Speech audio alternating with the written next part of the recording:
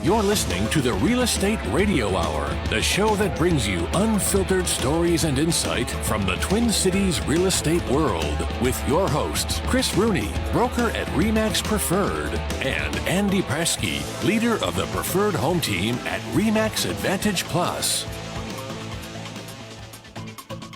Where's our little Andy? He's coming. Bomb DI. He's coming. All right. I'm just adjusting a little. All right. What do you want to talk about? I'm talking about Brazil because I'm here, and what they're doing with China. It's scaring me because it's affected me as the dollar is not as strong anymore. It's going down in reais because they're making deals with the Chinese, Brazil, and China. Oh, wow. So how much of a change has it been? In the last month, $1 was five. Last month, $1 was 5.3 reais, and now it's 4.9 reais. So I lost like 40 cents on a dollar. Yeah. Oh, wow. Oh, geez, you're really suffering now. I'm hurting now. Jeez. Wow. Yeah, but I mean, there's a bigger piece of that when they start kind of relying on the Chinese versus the Americans. Our dollar starts going down.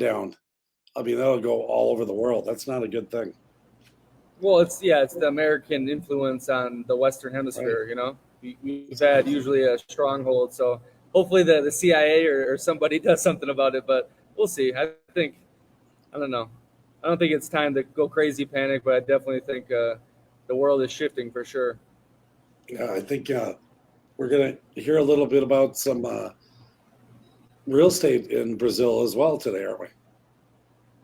Yeah, I got some links that we can see some property and hopefully scoop these deals up before the dollar is too low over here.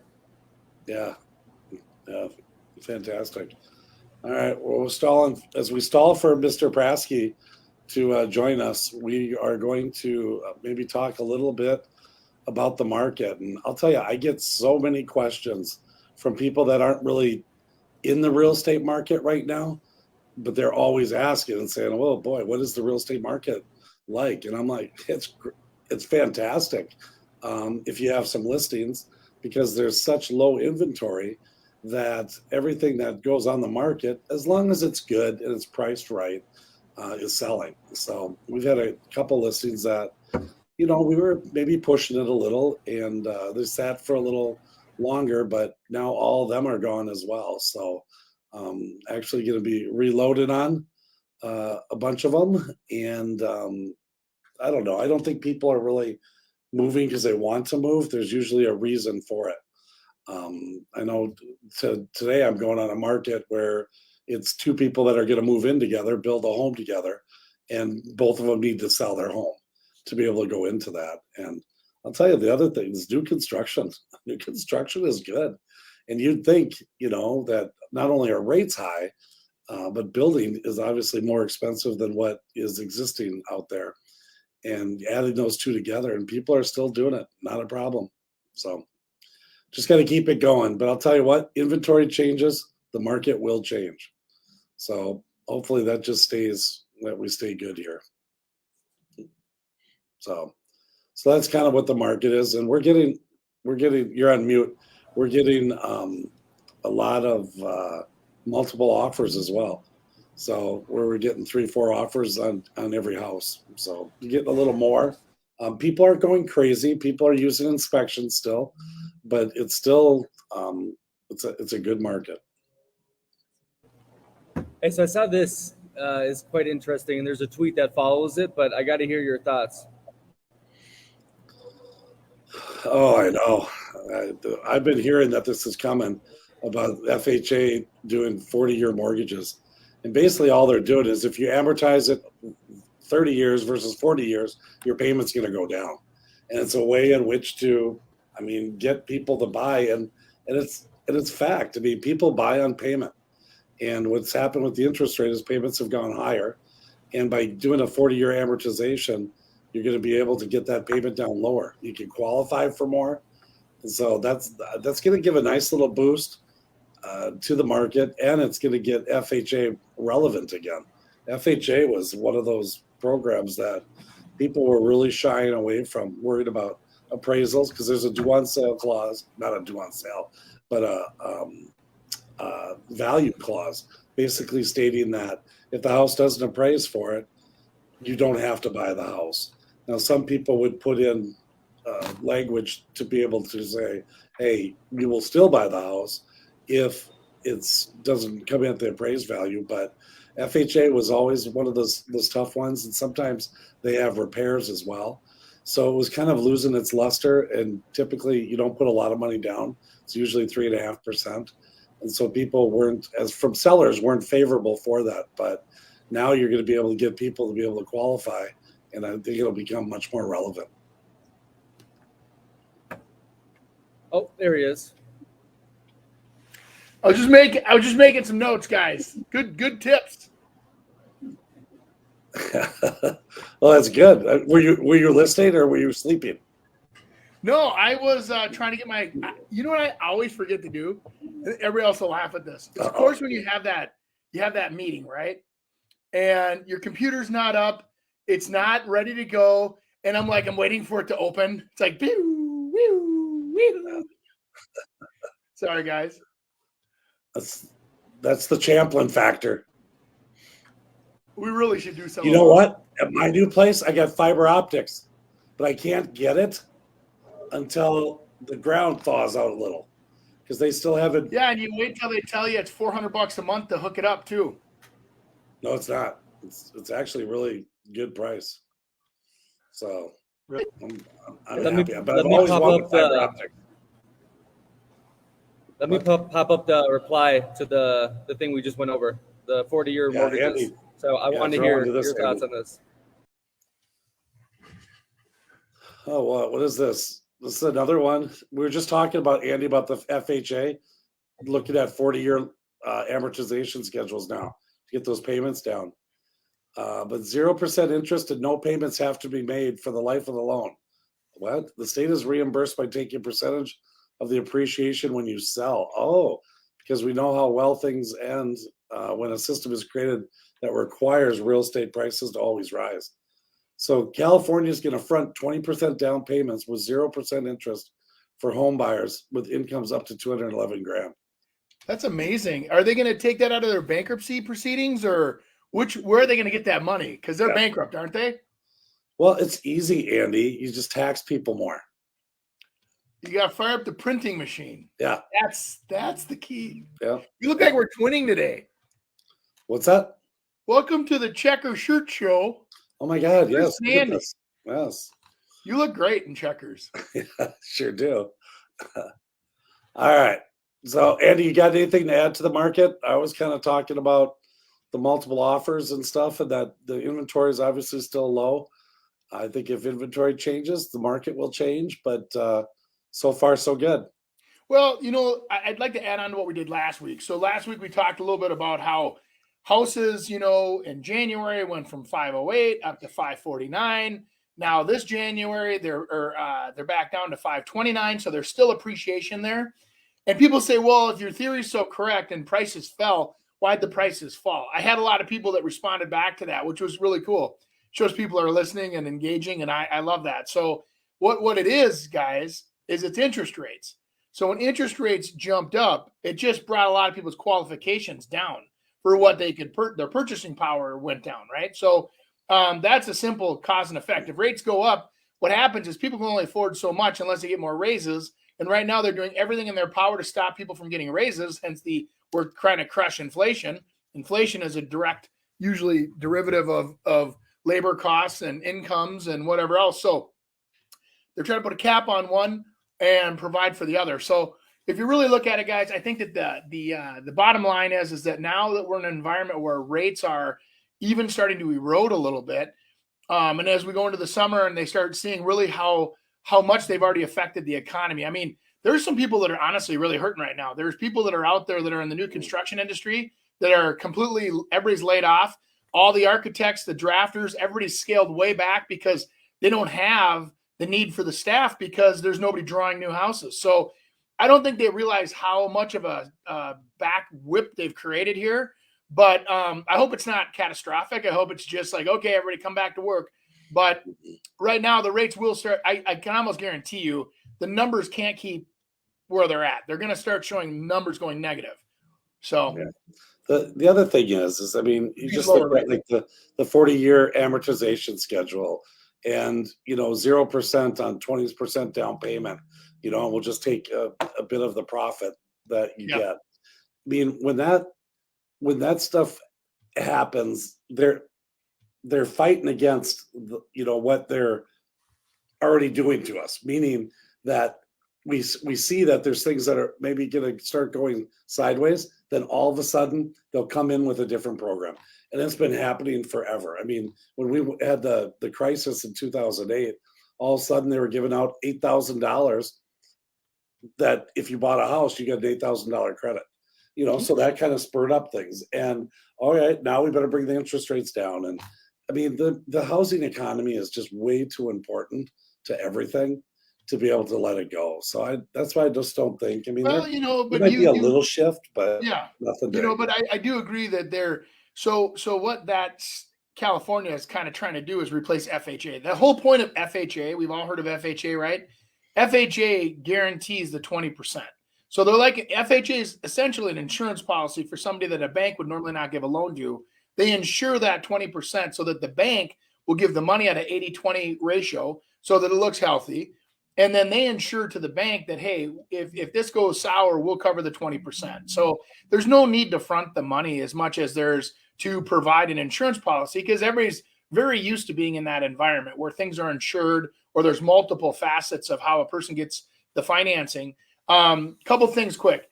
40-year financing reminds me of getting a 10-year boat loan. Same thing. I mean, a lot of people do it because now boats are $250,000 for a kick-ass ski boat. And wow, I want to keep my payments under $1,500 a month. Yeah. And that's for 10 years. And it's like, oh my God. So we live in a world of where people live on payments. And I'm telling you, man, all this does is that, like the state of California, if they really do proceed with something like that, where they're guaranteeing and they're doing what it used to be illegal. It's called equity stripping, where they would not allow you to steal somebody's equity, because that's the whole point of buying a house, is to build equity and wealth over the years and not be a renter where you don't build that wealth. So if all of a sudden you have to take a loan that's basically like doing a deal with the mob, where then the mob takes all your money at the end of the day anyway, what the hell is the point of doing the deal? I mean, you know what I'm saying? I got to be honest with you. The whole point of being a homeowner, you guys, in my opinion, is one more vehicle. So when life is going crazy, different jobs, kids, payments, whatever, that house is one consistent asset that will always sit there for you. And once it's paid for, it's a tangible asset. You can actually see it, feel it, touch it. So if your stock portfolio looks like zero, you still got a house that's sitting there that you've paid for. It's just, I don't know. There's a lot more to this. But if they're going to, on a 20% down payment, let's just say, I mean, in California, I mean, let's just say it's an inexpensive house, it's $1 million. I mean, that's 0% on 200,000. And if you're at 7%, that's $14,000 worth of interest a year. And so what people are going to do is they're going to trade that and say, well, geez, I don't have to pay $14,000 a year. Sure, I'll give them a percentage of whatever happens when I sell the house. And people are going to take that deal because, number one, it's going to get them to qualify for that house. They're in a house. So Chris, when everybody gets an ice cream cone, is it special? Do you feel? I mean, honestly, go back to being a kid. Yeah, but you have to be able to get into a house. And right. People are going to choose to get into a house versus not get into a house. So where I'm going with this is that the value of that ice cream cone goes down in over time when everybody has one. Yeah. And so all of a sudden there's not that appreciation, or you have something I don't have, I'll pay more for it. There's demand, there's whatever. It takes that element out of it. If anybody that can qualify can get this program, and now everybody's a homeowner, which we've proven back, going way back to our old, what was it, Wild Willie's days as president, when he was trying to make everybody go from 63% homeownership to 68 or 70. And they did all these crazy loans that all backfired during the Bush era. I mean, no kidding. And I'm not trying to get political. I'm just saying these are facts. They were forcing banks back in the day to give loans to B and C credit consumers that normally wouldn't qualify, to allow them the opportunity to become a homeowner. So everybody that could put 20% down was a good payer, was already there. They call that A paper. 800 credit scores. Then they're saying, hey, non-verified income, you can fog a mirror, you're self-employed, you're a landscaper, whatever it is, your tax, you will get into a big part of that, housing crisis meltdown was that there were so many bad loans given out back then. And the banks were forced to do it by the federal government. That's why they had the big AIG bailouts and all that, because AIG was funding the feds. There was a whole, I could talk for 2 hours on this, on what a intertwined mess it was. And then at the end of the day, Chris, who paid the price? The consumer. And at the end of the day, they tried to help, and it ended up blowing up, imploding the whole thing. And then the consumer's sitting there homeless again, feeling like a loser because they lost their house. And they really, I think we're set up to fail. But anyway. Yeah. Well, I think there's a lot of differences from now to then. And I think back then what they were doing was they were saddled with a bunch of inventory.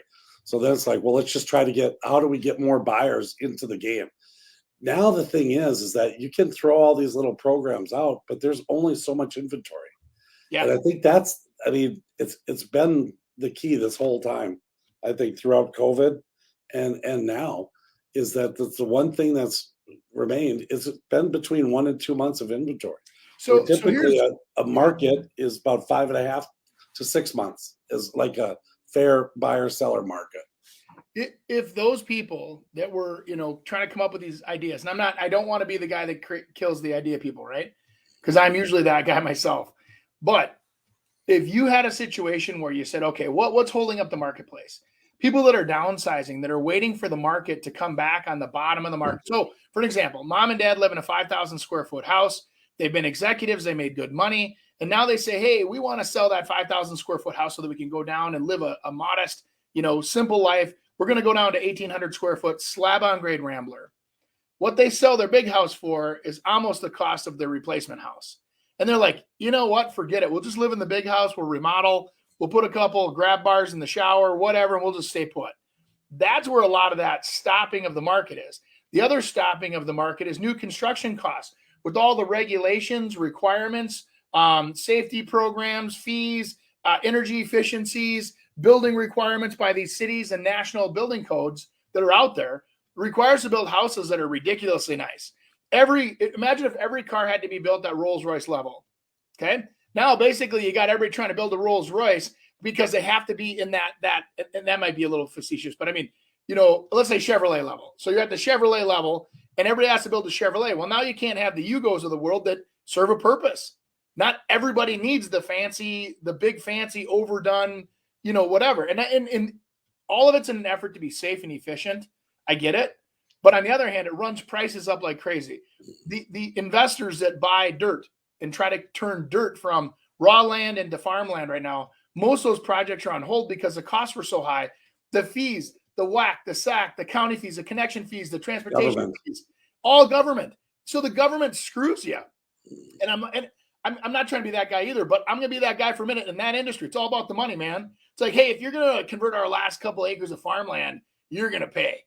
Yeah. And then all of a sudden these cities get loaded with higher taxes. They get all these fees. The counties get the fees. Everybody loves it.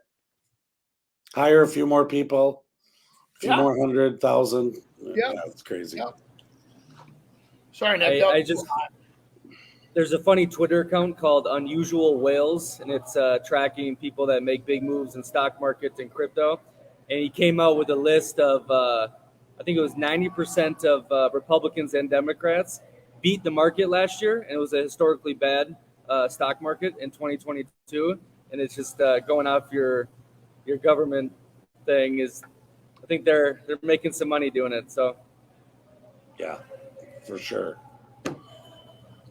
Now I'm going to get audited, and my tax assessor is going to call me today. Yeah, you're assuming actually people would listen to this, Andy. So yeah, hey. No. All right, let's get into some fun stuff though. We'll do some social media reacts. Good. This works every time. Honestly, real estate prices are just too high these days, and I have buyers that are lined up and pre-approvals running out in 3 months, and at some point someone's got to take things into their own hands. Hey, police. Yeah, I'm here at 248 Jiminy Road. I saw two guys with guns, like big guns, at the house, and I think they're also doing crack. So if you guys could send some police over here, that'd be great. Yeah, that'll stop showings for a week. I'm just helping out my clients have a little less competition when going for a house, It's no big deal. That actually is funny. I mean, he'd get in trouble for that, but it's very funny. That's awesome. Yeah. I'm sure he's not doing it. I'm sure he's just joking, but it is pretty good. What is that called? Not redlining. That's like you're not trying to push them, but you're trying to scare people. God, there's something. It's called what's that? Steering. Steering. Yeah, maybe steering. Yeah, that you gotta scare people and get them out of that place. You and your family might be more comfortable over here. Yeah, exactly. I'm doing it with my mother right now to try to sell one of her houses. Just saying, that place is getting really sketchy, So I think it's working. Well, good. Yeah.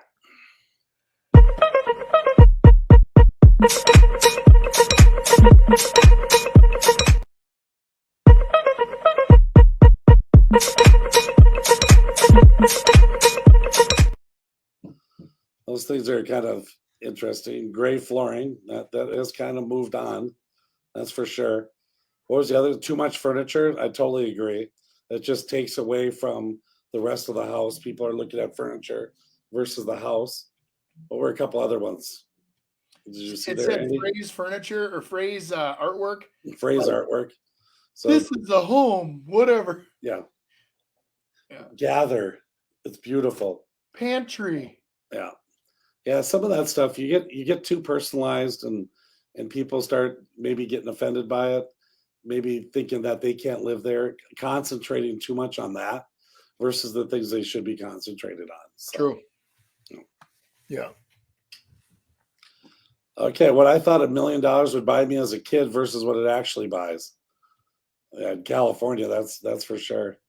I saw something the other day that said if you bought something in the Midwest versus in downtown New York, and it was a really cool, super neat contemporary house sitting on some acreage, and then all of a sudden in New York, it's basically a bedroom with a table and a chair, and it's an office and a kitchen table kind of thing. So all in about 200 square feet. Yeah. It's location. But I would say trust your gut because like when you're out in California, you get used to being in that environment where everything's $1 million to $5 million to $25 million, and trust your gut. When you think it's too much, guess what happens when the economy slows down? It is too much, and then people will not pay what you just paid, and that's where you get those crazy receding numbers. Andy, what are you seeing with people that are exactly that? Okay, hey, $1 million in Arkansas is going to get you that mansion, and $1 million in California is not going to get you anything. And as far as with the new way of working, where a lot of things online, moving to those kind of places to be able to kind of change their life and just really kind of because everything is less expensive when you go that route. What do you think of that? And have you had clients doing that? Well, I think we're still in a bubble with working remotely, and a lot of people are sure convinced that this is going to be the way it is forever. And I'm not disagreeing with that, but just remember that once you're just a computer to that company, and there's no you're not living in New York City or Chicago or whatever, and you can live in the middle of Iowa or the middle of like Chris was saying, Arkansas.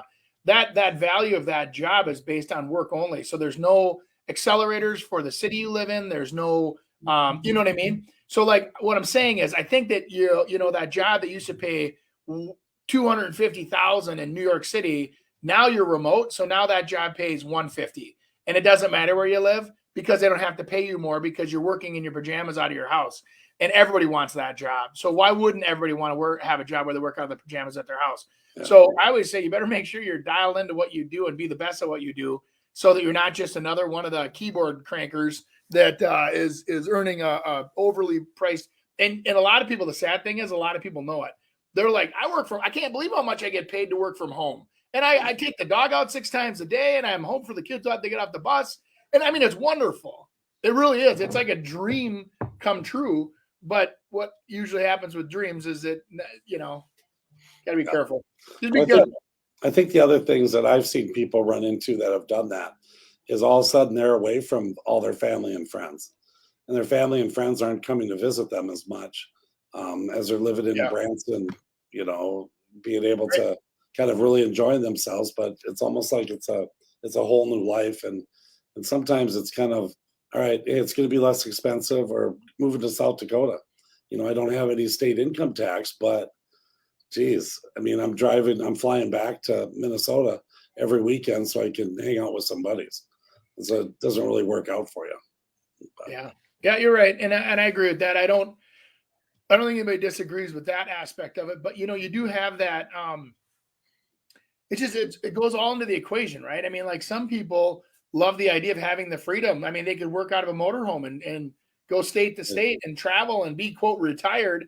And it's also really cool because nobody knows what your age is, what your sex is, what your, the color of your skin is. It's very open, and it's subjective to the work that you're providing, not who you are. And so I think it's cool in a way for that respect. I think it's kind of cool.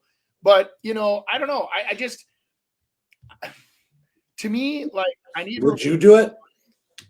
I got to be honest with you. I'm kind of old fashioned. I really struggle to see the value in it, because for me, when somebody's working remote, I might as well hire somebody out of India at $5 an hour and have the work done remote that way. And you know what I mean? Because we do virtual assistants in real estate. So those people that don't know how this works, in real estate, we can actually hire virtual assistants. And I'm talking $10 to $15 an hour.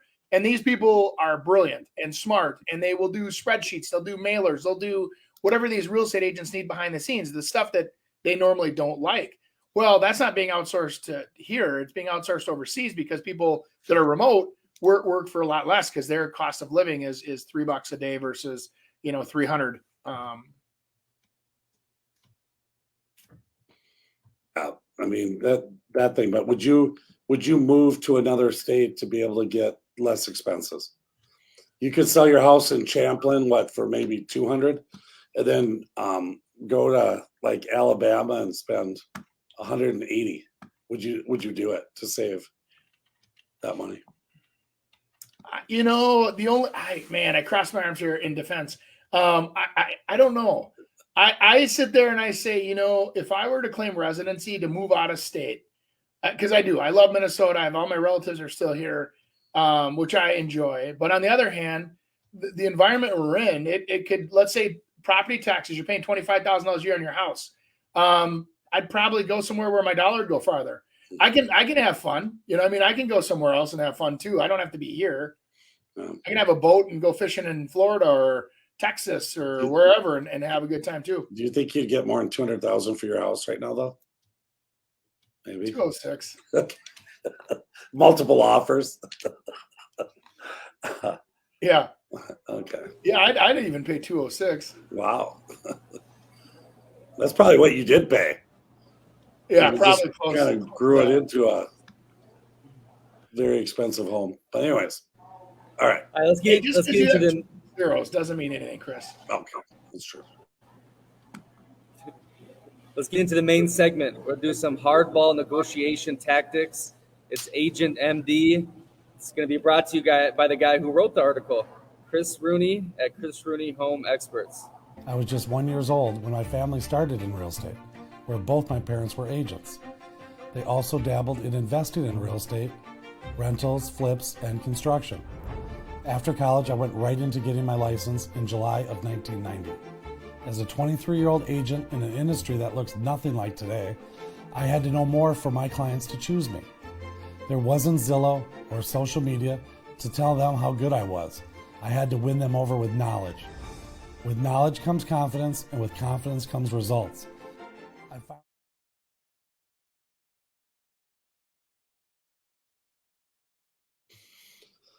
I have someone, Andy, that's pushing me to kind of do a little more blogging. And so I just kind of went in and tried to figure out a bunch of different ways in which to negotiate. So I thought it might be a good thing for us to kind of get it out there. So I guess the first one is move first.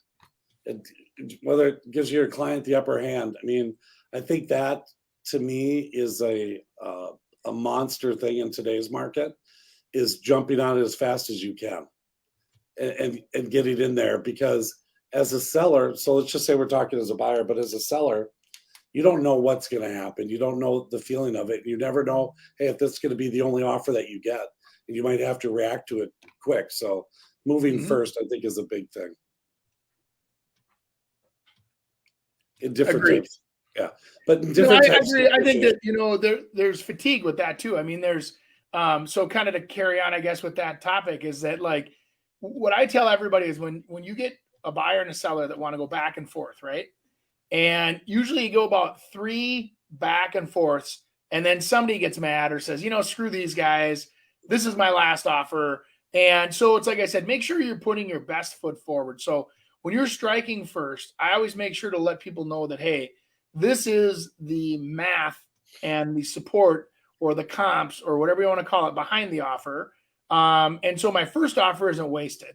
Because if you just come in and say, I'll give you half price cash, nobody cares about that. You're not impressing anybody, and except your accountant, and everybody else thinks you're a jerk. So when you come in, I would say, first, but with good.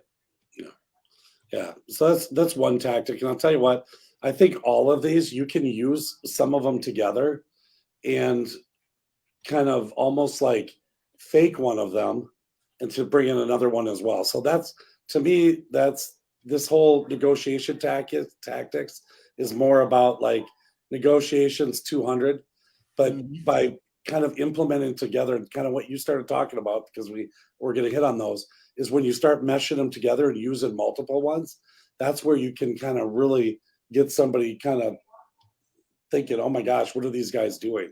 And so then that turns into real estate 400 instead. So moving first is one of the first ones. What about a take it or leave it offer, Andy? So that obviously puts the ball in the other people's courts. The client is usually on the telling the other party that, hey, I'm not going to budge.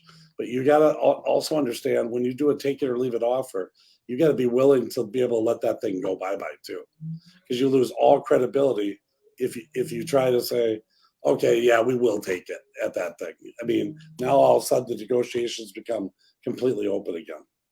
Yeah, I struggle with that, because I have I don't think it's realistic sometimes. I mean, in some cases where you really mean it, like, hey, I'm buying a Corvette and the Corvette's worth $85,000. I'm not going to pay 90. It's 85. You want it? We're here. That's fair market. We'll take it or leave it, and we go. But with a house, we're buying with emotions more than we are just facts, right? So I have usually 2 buyers, right? Or 2 sellers, a lot of times, just, assuming people are couples or whatever.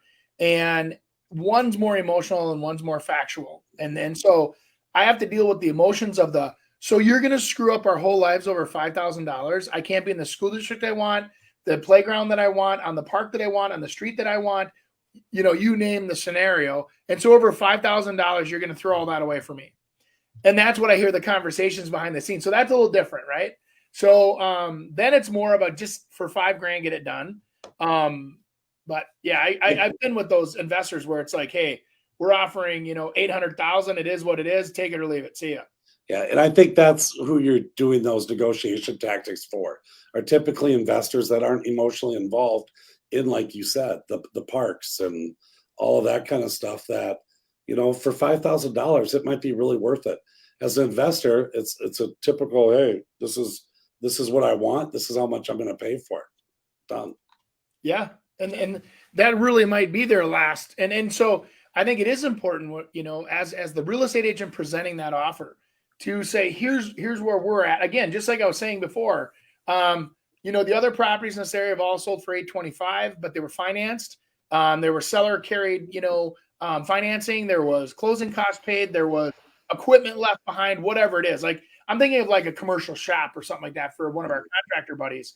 And then you go in there and you say, but we're willing to give you this, but it's got to be cash, our close. And we, and that's why some of our sellers too will leave a little bit of gravy on the potatoes by having some personal property that they might throw in, because they, for example, like, there's movie theater seats in the house, or there's, maybe a couple lifts out on the garage floor of the shop or whatever it is, and that they might leave those behind as value added because they wanted to buy new lifts for their new building anyway, but they didn't want to leave behind something that was of value, but to the right person, that is of value, right? So then you can get that higher price and justify it by saying, hey, here's our gift to you for paying our price. I think an example of a take it or leave it type offer, from an agent and how we would probably do it is I'd come to you and just say, Andy, my investors looked at this property. They know what they need to do. I don't want to be bad about this, but this is what it is, and that's what we'll do. And if not, totally understand. We'll just go on and we'll find another one. And these guys don't have to have this house, but if they're going to get this house, this is what the price is going to be. And so it's kind of a, not really, hey, take it or leave it, but you can be able to explain it in another way that just says that, hey, it's nothing about your house. It's about where I need it to be able to make money on it. On the right. property. So, yep. Okay. I know I think we talked about lowball offers last week. And a whole really segment. If you guys want to check it out, it's on Facebook, YouTube, and Instagram now. We're doing clips about it. So good. All right. So we probably don't have to hit that one again, but the fear of loss is obviously can be powerful as well. This is usually used when you have a property that's been on the market a little while and knowing the seller might be in a little trouble. And so if you're coming in and making an offer and maybe it's been on 90 days, whether that seller thinks there's ever going to be another offer. And it's almost like, gosh, I really don't want to lose this buyer. And there's ways in which to be able to, kind of hit them hard at the beginning and then start giving back. And Andy, I think you talked a little bit about that on the last one, is you're making deals and you're giving them the lift. And you know what, I'll do this if you give me this. And a lot of times, me as an agent, I'm always trying to find out from my client, what are things that maybe might not be a lot of value to them, but that we can sell as a lot of value to a potential buyer. And so it's like it's a hot tub, it's a lawnmower, it's a shed, it's a swing set, things that might be, I don't have kids anymore. I don't want no swing set. It'll be more of a pain in the butt to be able to do it. Well, maybe we hold that back because a lot of people take swing sets. And that's going to be an advantage for someone to be able to get that swing set. When we were back in the short sale days, I remember I used to use a technique that I thought worked really well with people that were short selling their houses. So they would list this house, beautiful area, and they would list it to get offers. And so, they essentially had to pick a buyer that they think would go all the way to the end and close on the house. Well, there was no interest. The sellers didn't care because they were essentially losing that house anyway. They weren't walking away with anything. And so in that scenario, what was really kind of fun was when I would go in, hey, we would love to buy furniture. And we had who to buy that kitchen and dining room table would 10,000 guys out because we'd love to buy that stuff. It was a personal property deal, you know what I'm saying? And so my buyers would buy personal property and had nothing to do with the transaction. It worked out really well because also our offer became really attractive because, now they were getting something of value and, without breaking the rules. Well, and on the opposite is that, when you do give things like that, you never know. Buyers are probably thinking, well, geez, I can only pay this amount of money because I gotta buy furniture for the living room. I got to get something for the kitchen. We don't have any bar stools, and we have to get that swing set for the kid. And now all of a sudden, they're holding back 10,000 because they think they can. They have to get this stuff, and if you can relinquish that, you might be able to get that 10 grand. So here comes Agent MD 101. Talk to the other agent. It's really weird. You might find out stuff that is really helpful for you and your client. You just talk to the agent rather than just send an offer and say, hey, I've got an offer for you. And it's like, whoa, I didn't even know you were interested. Thank you. Yeah. So no, you're so on the money. I think that is a generational thing too, where there's, and I don't know why, but there's some younger agents that find comfort in not presenting an offer and emailing it over and being non-confrontational. And I'm like, that's the worst thing you could do, because now I have to make up in my head, why would they do this to us? Why would they lowball us? Why would they whatever? And then basically there's almost this sense of they don't care enough to even call us to explain this to us. They're so disrespectful. And on the other hand, the agent's like, hey, I just want to send it over and not start a fight. I just want to see if they're interested at all. And it's like, I know what both sides are doing. So that's a lot of times I put their hat on and say, okay, what would be the possible strategy behind doing this? And so I just at least comprehend or understand what they're doing.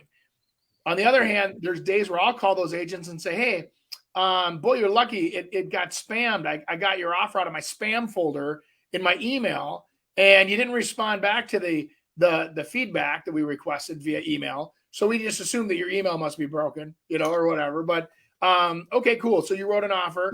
Explain the offer to me. And it's funny how a lot of agents, Chris, can't explain it. I mean, that's one of the things I know that you do with your agents when they're new to the team, is you spend the time to actually say, hey, okay, let's figure this out, right? Let's do you qualify? Well, yeah, and I think sometimes now, if we are doing that, I mean, because we deal with it a lot, probably 80% of the time we get an email that states that, hey, here's an offer from my client. And I think from my perspective, it's good to give them a call, but also to follow it up with an email, because typically people that email will then turn around and email their client. And that's kind of their conversation. So you can really kind of put your narrative into that email, because most of them, if it's a good one, they'll forward it to the person. So you almost get the opportunity to talk directly to that client.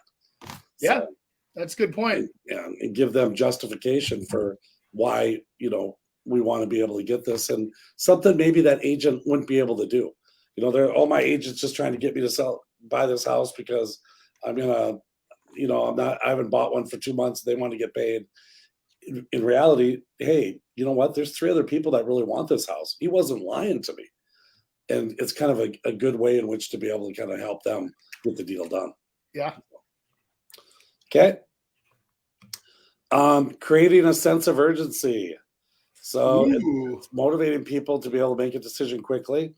Like you could say, hey, the rates are changing. We might not even qualify. We got to be able to lock in, or there's similar properties that are in the area that we could go to. We're going to try yours first. Nick, can you put that back? I just want to, yeah. And then your client needs a home now. That's another one that I've used quite a bit in this market, is that, we totally understand that there might be multiple offers and that you'll want to wait for them, but we need a house and we need to be able to get a house now, and it has to be this weekend. And if we can't get yours and it's going to be multiple offers, that's fine. Just we'll maybe come back when it is time for multiple offers. But so we should change this. Yeah. We should change the topic from hardball tactics to empathy tactics. Yeah, and I'm telling you, sometimes, oh my golly, that works so fantastic. Is just saying, hey, young mom and dad, 3 little babies. Oh my gosh, they love your house. They'd love to raise their family there. They need a house this weekend. We really have to get a move going, or we have to move on. Nothing personal. They only can afford so much. Think about everything that every string that I just went doing, doing, doing. Yeah. Hey, hardball tactics is clickbait, Andy. Yeah. You get this social media thing. You guys did this social media thing. I don't know. Yeah. We have to do that so people look at it. Walking away from a negotiation is as powerful as you can get, in my opinion. But to me, the key is, Nick, put it back, please. The key, I can't read that fast. The key is to give as little information as possible. As an uninformed foe, so a realtor or another client or whatever, typically comes up with scarier reasons why the client's not responding. So if you're walking away and you don't give any reason for it, then they start making up stuff in their own head, which typically becomes a lot scarier than maybe what you're even going to tell them. I mean, I've dealt with that many times, and I'm telling you, all of a sudden they call back and say, you know what, maybe we're thinking about it, but we're just being quiet. They come back, you know what, we'll take your deal. We'll take the deal. And it's silence, being quiet. I don't disagree with that. I think that there's also, when you add into that walk away, an interesting element that some agents try to use is put a timeline on it, right? So you have to respond by 10 o'clock tomorrow morning, no matter what, or we're gone. Well, in reality, I don't disagree with that. But what I've done is when we have said, hey, with your sellers, we want to put a timeline on when you guys will respond by. Do you guys have a timeline that you would be presenting within? So if I write this offer tonight, when can you present the offer, and when do you think a fair time to get back to us would be? And if they say, well, we'll present tomorrow morning at 10, we'll get back to you by noon. And I'll say, okay, so on the contract, based on what you just told me, I'm going to put a deadline of noon tomorrow based on our conversation, just so that we have some finality to this, so we can either, kind of the old get it done or move on. And I appreciate you getting it presented right away. That's awesome. Thank you. And what I try to do is I try to break the narrative. So if it's an offer and it's a good one, and they say, you know what, we need an answer tonight by 5 o'clock. What I'll come back and say is, you know what, they're both at work. I can't get one of them, in an area that they can't be bothered, and I won't be able to talk to them till at least 6 o'clock. Oh, that's okay. We'll be okay with that. Once you know that, and then all of a sudden, okay, that thing is gone, and now you can use it against them, because they were just trying to get you to know that they don't want anyone else trying to get into the mix. I legitimately had that happen on a deal I did last month where we had 6 offers on a property, and mom and dad had kids' activities that night. And they're like, we can't miss this stuff. This is like opening baseball meetings, and we had dance with the other kid and whatever else. And it's like, so when you're sitting there and people do have lives, and understanding that, yes, you want to get the deal done, and yes, they should be prepared. If you're going live on the market, there's something to be said for this, Chris, too, for preparing your sellers, is to make sure that they're ready, that when we list it, are you ready to receive an offer as soon as that night? Because it can happen. So if all of a sudden, a lot of people just kind of go, oh yeah, they sell houses fast. Well, when I just sold their house in 90 minutes and got a more than list price, and it was cash, and it was whatever, and I go, that's worth taking time off of work to probably sit down and review that offer, get it signed and get it back. And let's make the buyer happy, thinking that we're working with them, because at the end of the day, timelines put onto you are so that they can get what they want. Simple, right? And it's the terms they want, or it's the offer they want, or it's the house they want. And they're trying to motivate you to stay engaged with them to get the deal done. That's all. It's not like they're trying to be jerks. They just want to get the deal done. And so they're like, hey, you want to play tennis? Let's play tennis. Get on the court. Here's your stick. Let's go. Racket. I think another big thing is you have to remember that there's another human on the other side of this negotiation. And if you all of a sudden say, you know what, no, we're not going to really answer them, and we'll just wait and just let them sit there for a while, think about yourself in that same position on the other side. And I think some people get too much, like, they don't understand and they haven't been through it. It's our job as agents to be able to tell them, hey, here's the story. You've got a buyer out there that has made this offer, that's thought about it. They know what the schools are. They know what the parks are. They put Johnny in his one bedroom, and Susie got her bedroom, and my office is going to be down here. They've taken a lot of time in which to do it. Now, we don't know what kind of person they are. Are they just trying to lowball us? Do they not have enough money? We don't know any of that, but know that they did take a lot of time to be able to do this. And we need to be able to look at this offer strongly. And if there's some things that don't work in it, then we go back on those things. And hey, and if it doesn't work, it doesn't work. But that doesn't mean because someone came in and it's 2 days on the market and they said, it's listed at $299, and they give us $299 and they don't give us $330,000, doesn't mean that they're not a good buyer. And It might be, we don't have anyone else right now. Let's talk about it. Maybe we can go back to them and say, hey, we like you as a buyer. We really do. We think that, we've got a good house here, and we're going to come back to you. I know we're listed at $299, but if you want it and it's $315 and you'll close this day and you'll give me a little more earnest money, we'll get this deal done. There's nothing wrong with that. If it doesn't work, then it doesn't work. You move on to the next one. So good. All right. Ultimatum. Make it an ultimatum. is a tactic used to set a deadline. This could mean setting a deadline, like we just talked about, Andy. If the counter offer isn't acceptable, or we run into this a lot now, and on like if we're going to counter somebody back. So let's just say we have multiple offers, and we've got all these people waiting Sunday at 5:00, and we're going to go and try to work with this one offer, and everything was great except that we wanted a little earnest money, and we wanted to move up the closing for 2 weeks. And so we go back to that person and then say, okay, well, let me get back to my clients. If you don't put a timeline on that, you're really hurting yourself on the other offers, because those people are sitting there waiting, and you just use them for 3 hours to try to be able to get someone else to a closing date. These people don't get back to you. So if you're in the position that you've done a multiple offer, be prepared to answer the back immediately, because it needs to get done ASAP. But I'll put timelines on that. And so if it's 5:30, it says, you know what, you got till 6:00 to get back to me and let me know. I can't tell you how many times, Andy, they said, oh, the client went out to dinner. Well, what? You're in a multiple offer situation. You want to get a house or not? Get a hold of them. I had a deal a month and a half ago where the agent came to me and said, what do you think of the offer? And I said, it's great, but we have a counter for you, and here's what it is. And all of a sudden I get a call back the next day, and I'm like, they must not have accepted. We must have moved on. And I get a call back the next day and say, so what are you going to do with our offer? I'm not kidding you, Chris. I sat there and I go, it was countered yesterday at, according to my notes, 9:32 in the morning, and you've been sitting on this for 24 hours. He goes, you can't do verbal communications on an offer. Yeah.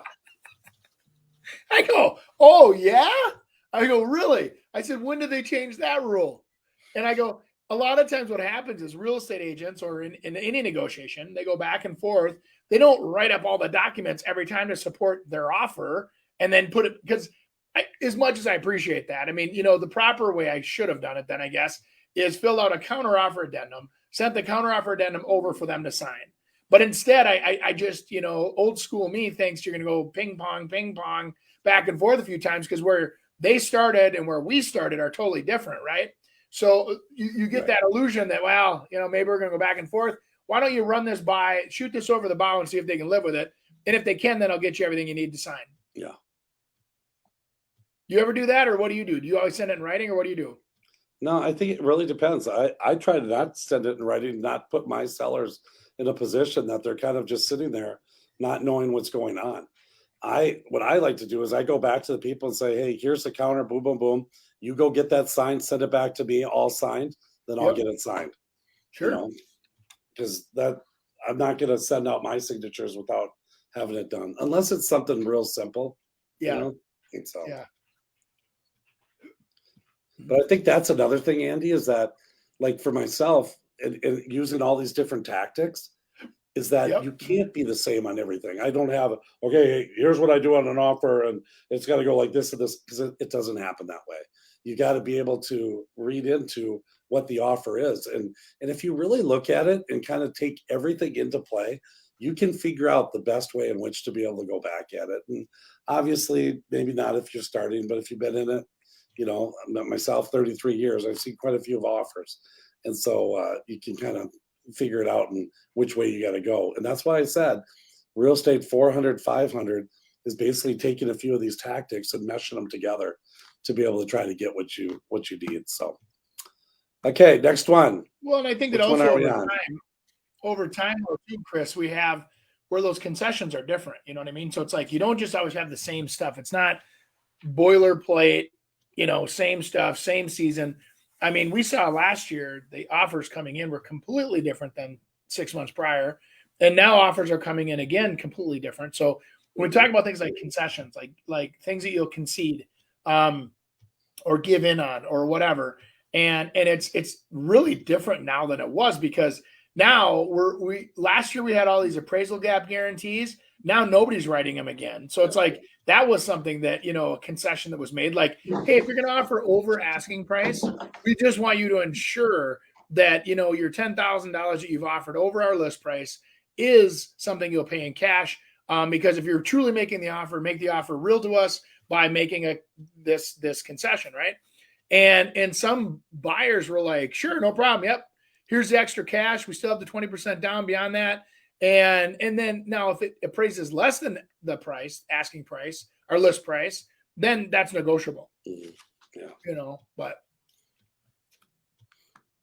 All right. So making small concessions. And what small concessions are is just sometimes it's like earnest money or a little on the price. And maybe it's $1,000 or $2 or, increasing the earnest money from $5,000 to $8,000. Maybe it's taking inspection timelines from 7 days to 5 days. Just little things that show that you're not heartless and that you're willing to work with them, but that you're sincere about, what, this is the price that it's going to be. This is what I need, and you know what, I can do that. I'll move the inspection from 7 days to 5 days, and I'll get it done as quick as I can. Those are good little concessions that make it feel better. Yeah. All right, good. All right, the blame game. The blame game is a great tactic. And what it does is it takes it off your client and puts it on someone else. And so it's like, you know what, we would love to buy this house, but the market is telling us this. And the market's probably, and you know what, the economy, inflation is going way up and rates have gone, crazy. Or one of the better ones is, because it's everyone can kind of relate to it, is the parents. You know what, the parents got involved. It's on inspection, and you always talk about dad at the inspection, and that, hey, here's what he came up with, and people go, I get it. That's what my dad would have done as well.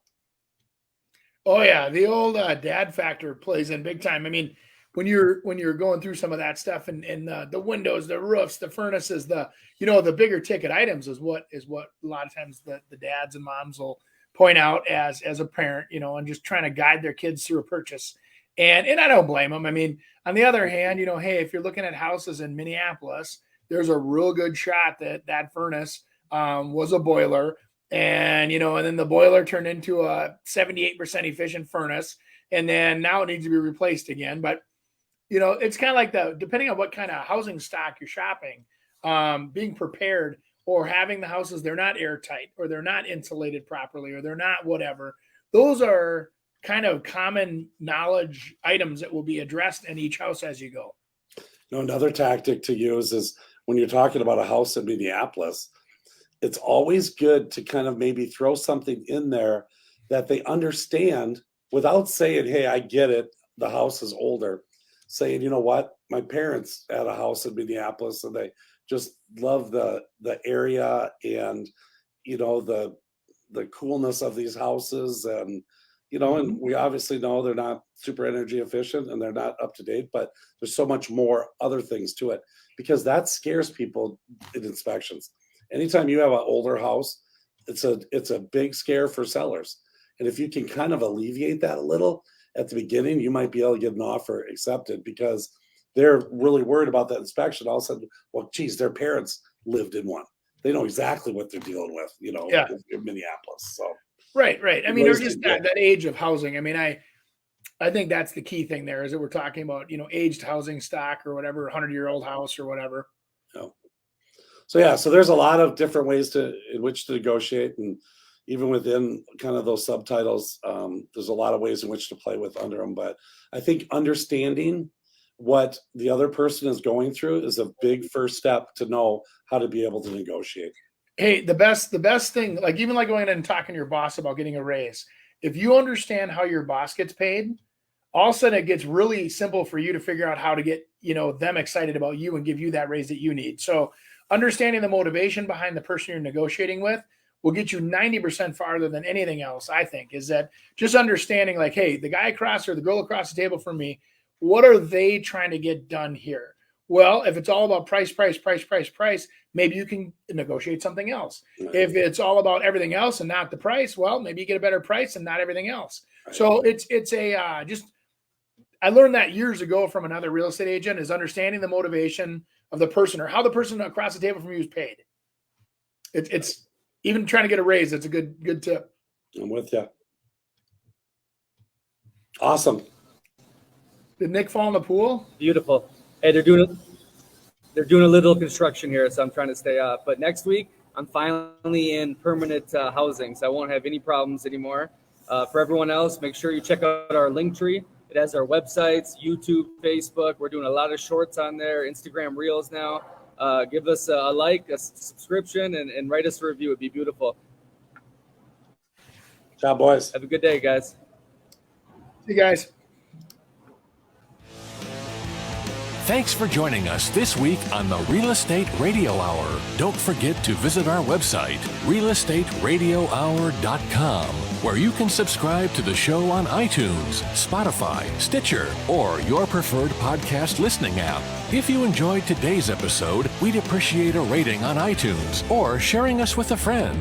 Until next time, stay awesome, Twin Cities.